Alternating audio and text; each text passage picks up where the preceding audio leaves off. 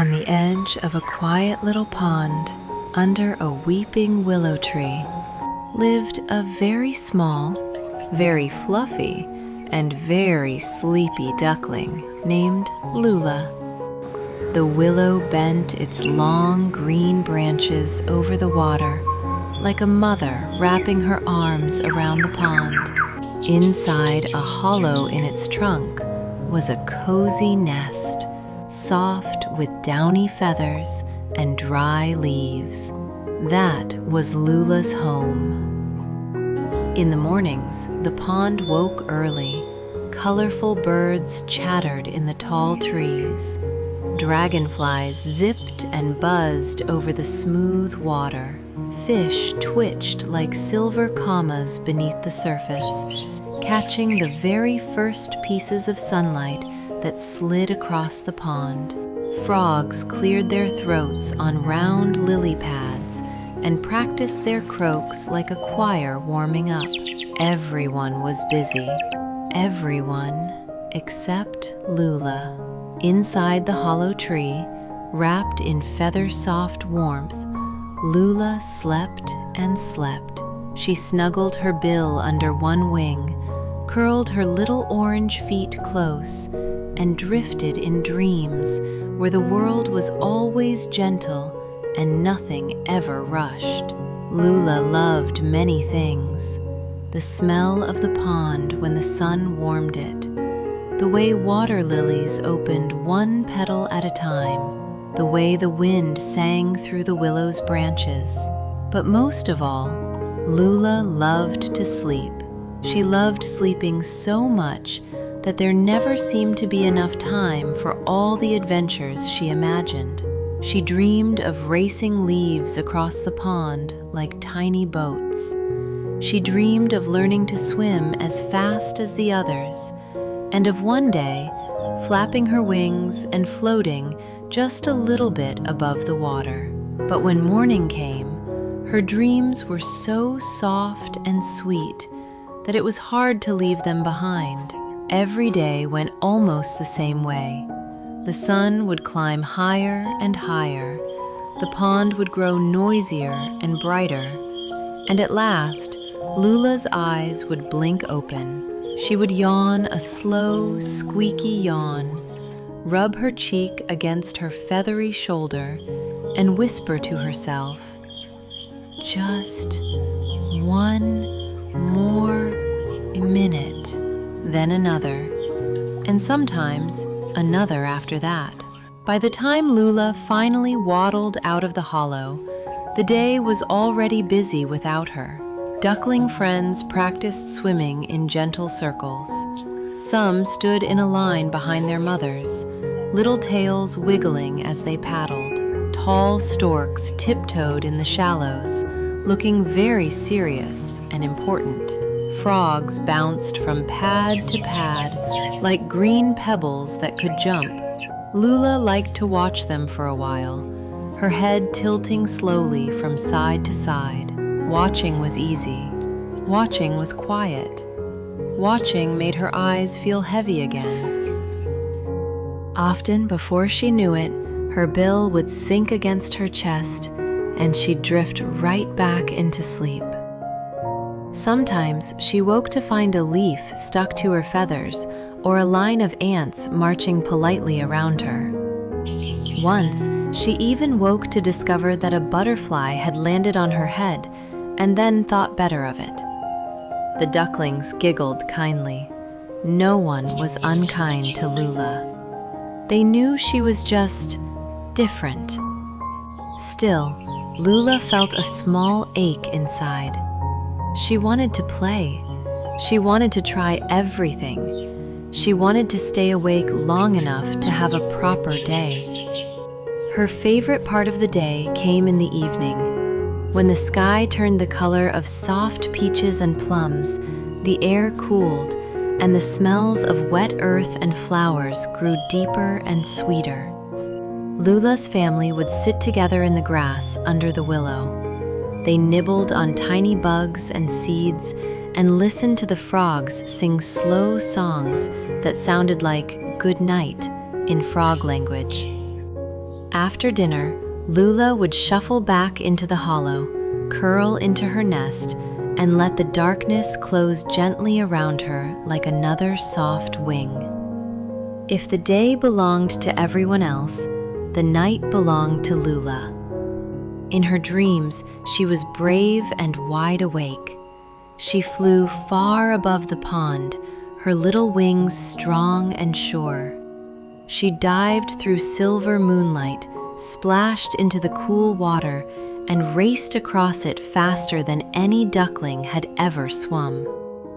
It was one of those dreams she was finishing now. In the dream, she had just leapt from a cloud into the moonlit pond below when something tugged gently at her. The cloud, the moon, the water all began to fade, and the soft edge of the real world pressed against her thoughts. Lulla floated for a moment between dream and day. Her nest felt warm. The air smelled of morning. Somewhere, a bird laughed in a high, bright voice. Lulla opened her eyes. Sunlight was already slipping through a crack in the hollow, painting a thin, bright line across the nest. I slept late again, she thought, but this time her heart didn't sink. Because last night, right before she fell asleep, Lulla had told herself a secret. Tomorrow, she had whispered, I will try something new. I won't try to be someone else. I will try to be me, just a little more awake. She stretched her neck, wiggled her toes, unfolded her small wings, and sat up slowly. Her body still felt heavy with sleep, but inside, a tiny spark of determination glowed as quietly as a firefly. Lulla peeked out of the hollow. The pond was all awake now. Ducklings splashed and paddled. Their mothers watched with gentle eyes. Farther out, frogs bounced from lily pad to lily pad. Their croaks rolled across the water like little round stones. The day looked busy. The day looked bright. The day looked just a tiny bit loud. Lulla took a deep breath of the cool air. It smelled of mud and flowers and something new. She hummed a little song to herself about frogs with slippery toes and ducks with sleepy eyes. The song made her giggle. Her giggle ruffled her feathers. She smoothed them with the side of her head and giggled again, more quietly. Here I go, she whispered. Very carefully, Lulla stepped out of the hollow onto the rough bark of the willow. From there, she wobbled down a sloping root until her feet brushed the soft grass. The ground felt pleasantly cool. Tiny drops of dew kissed her toes. Her tummy rumbled. Breakfast would help her stay awake, she decided. Not far away, a plump little worm peeked out of the soil to see what the day was doing. With a polite little quack of thanks, Lulla picked up the worm with her flat bill and gobbled it gently. Warmth spread through her tummy. The world suddenly looked a shade clearer. She lifted her head. The sky was a huge blue bowl above her, and the clouds drifted lazily inside it like slow, friendly fish. Around the pond, the grasses swayed in the light breeze.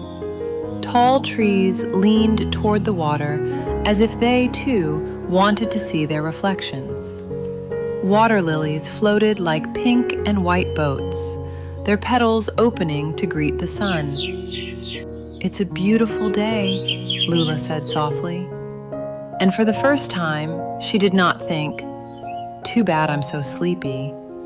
Instead, she thought, maybe I can be sleepy and see the day. She waddled toward a group of ducklings who were standing in a ring on a patch of bright green grass. They were talking excitedly, their little voices overlapping like ripples. "Hello," Lulla quacked, a little shyly. Her friends turned and waved their wings. "Lulla, come join us." They made space for her in the circle. "What are you doing?" she asked. "We're sharing our talents," said a duckling with especially shiny feathers. "We're telling each other what we're best at." "I'm good at swimming," said one, puffing his chest. "I'm learning to fly," said another, flapping happily. "I always find the tastiest seeds," said a third, licking her bill. The thought of seeds made Lulla's tummy feel cozy and full again. She imagined a little pile of them, smooth and round, gathered just for her. Her eyes blinked slowly. Her mind began to drift the way it always did when things felt warm and safe. She tried to think of her own talent. What was she best at? Swimming? Not yet.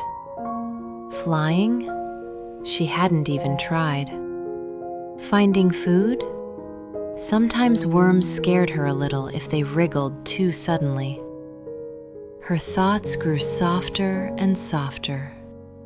The sounds around her became a gentle murmur.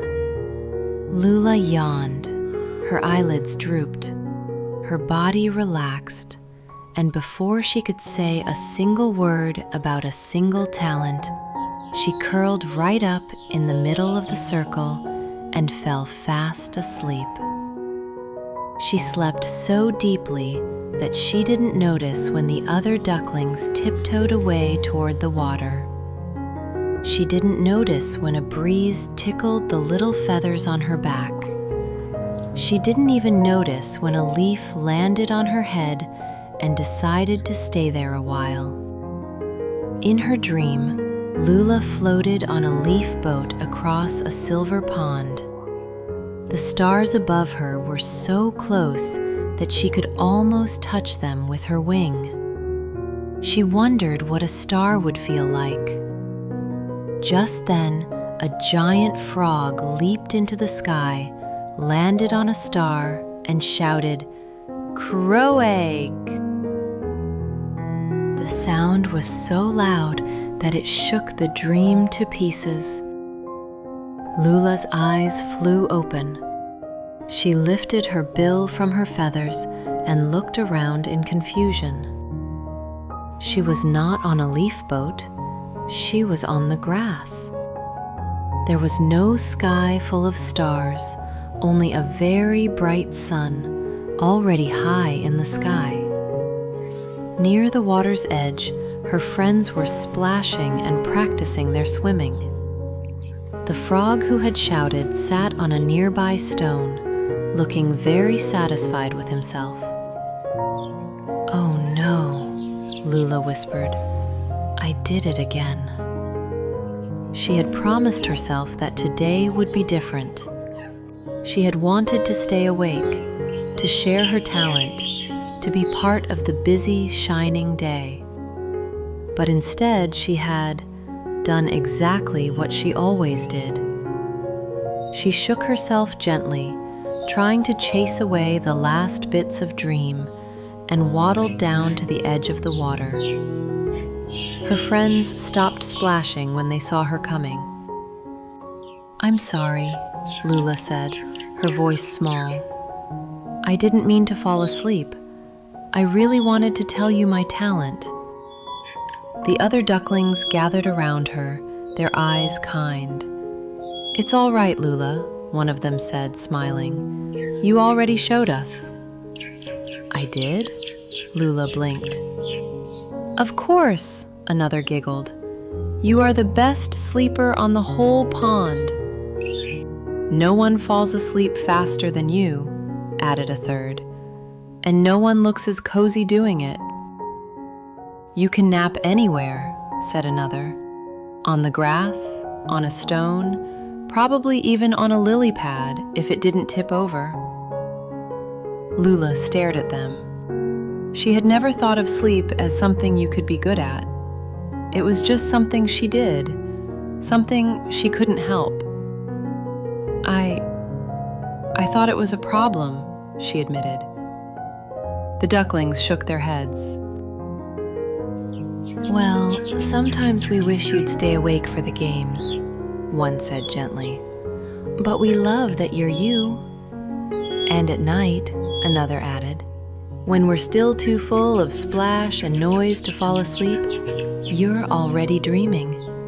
You make it look easy. Lulla felt something loosen inside her chest, like a knot untangling. Maybe being sleepy wasn't something to hide. Maybe it was just a soft, important part of who she was. Thank you, she said quietly. She stepped into the shallow water beside them. It was cool and silky around her feet. For a little while, they paddled together.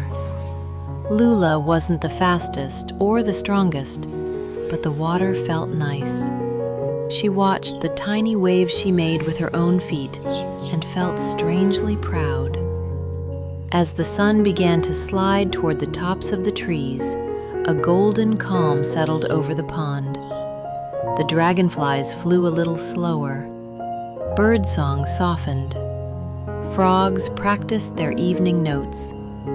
Lulla's eyelids grew heavy again, but this time she didn't fight it. I think, she said, my best adventures might always happen in my dreams, but my favorite part of them is coming back to tell you. Her friends nodded. We'll be here to listen, they promised. Lulla waved a small wing in goodbye and waddled back toward the big willow tree. Her family was already gathered in the cool grass beneath it, enjoying their evening meal. Lulla nibbled politely on bugs and seeds until her tummy felt warm and full.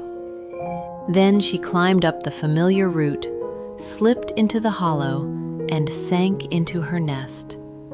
The air outside was soft and warm. The wind carried the perfume of water lilies, sweet and light. From the pond, the first evening croaks drifted up, slow and sleepy. Lulla tucked her wings close, nestled her bill between her feathers, and let a long, contented sigh escape. What a wonderful day, she thought. She had woken up late. She had fallen asleep in the grass.